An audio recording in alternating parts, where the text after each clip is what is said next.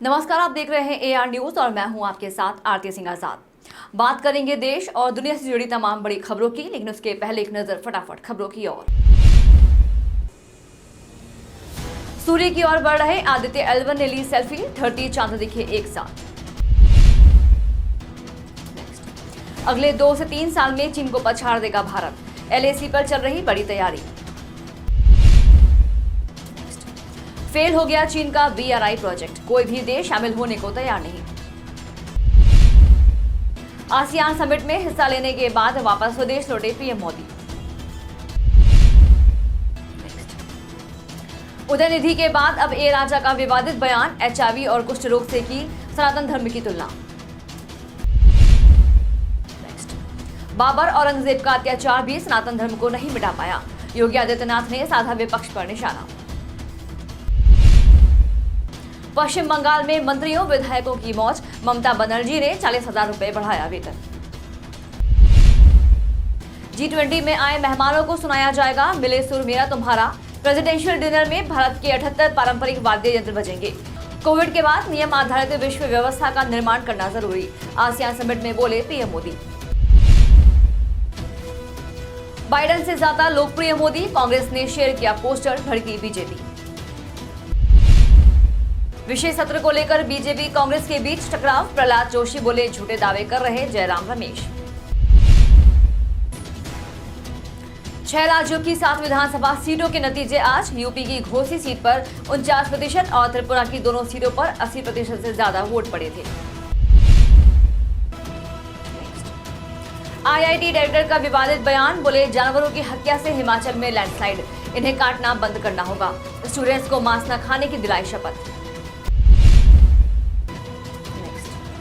Packet में एक biscuit कम डालना पड़ा, ITC को महंगा, भरना पड़ेगा 1 लाख तक का जुर्माना।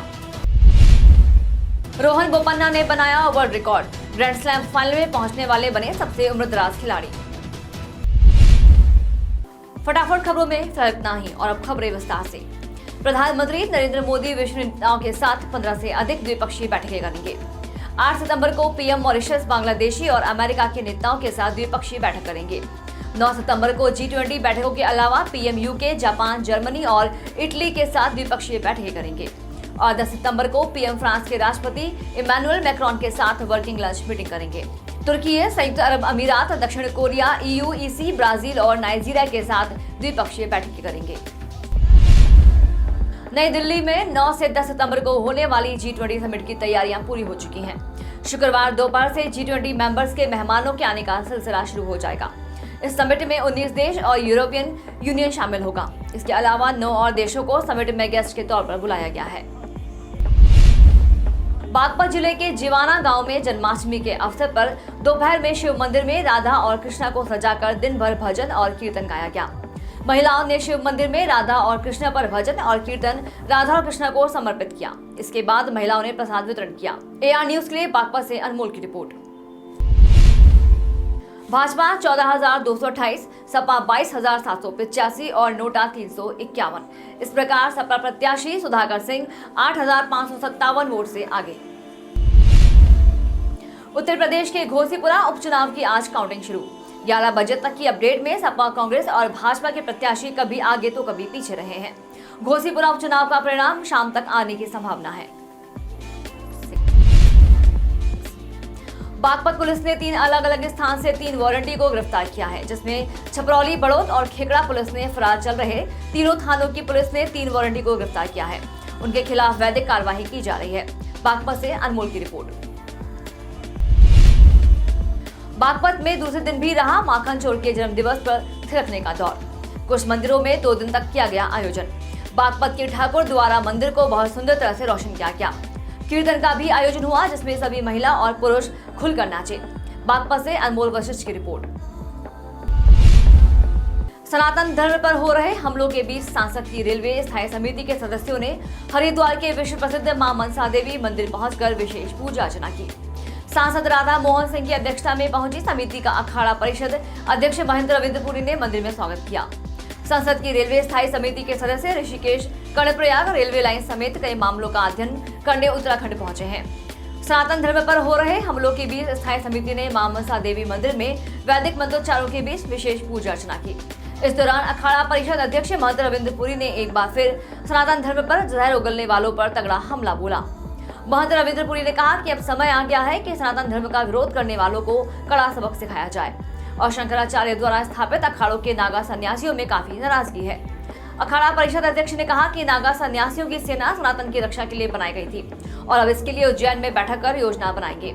आगामी 18 सितंबर को ओंकारेश्वर में भगवान शंकराचार्य की मूर्ति की स्थापना के बाद उज्जैन में सभी नागा सन्यासियों के अखाड़े बैठक पर बड़ा निर्णय लेंगे।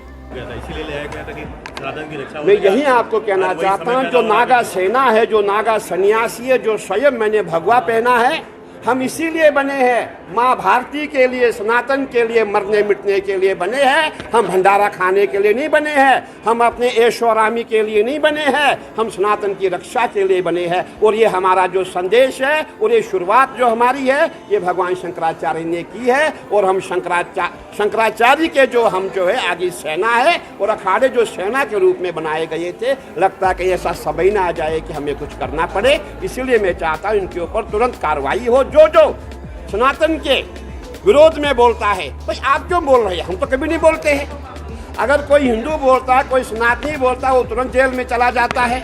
और ये विरोधी लोग कुछ भी बोले, इन्हें कोई नहीं कुछ पूछ रहा है। इसीलिए मैं चाहता हूँ कि इनको जो है तुरंत कार्रवाई हो जाए। कार्रवाई नहीं होती है तो भाई फिर मामला खराब हो जाए। कितना टाइम मिलेंगे? प्रधानमंत्री क्या अभी मैं आपको ये कहना चाहूँगा, मैंने पहले भी ये बात कही, पुनः मैं कह रहा हूँ कि अभी जो है 18 तारीख को सभी साधु संत जितने भी नागा है, हमारे भगवान शंकराचार्य की जो मूर्ति है उसकी स्थापना होनी है ओमकारेश्वर में। ओमकारेश्वर में सभी इकट्ठे होंगे और हमारी जो रणनीति है वहाँ से बनेगी। और उससे पूर्व मैंने अभी एक और योजना चलाई हुई है। जितने हमारे अखाड़ों के जितने भी जो सन्यासी अखाड़े हैं, जितने भी लोग हमें सनातन का प्रचार करना पड़ेगा।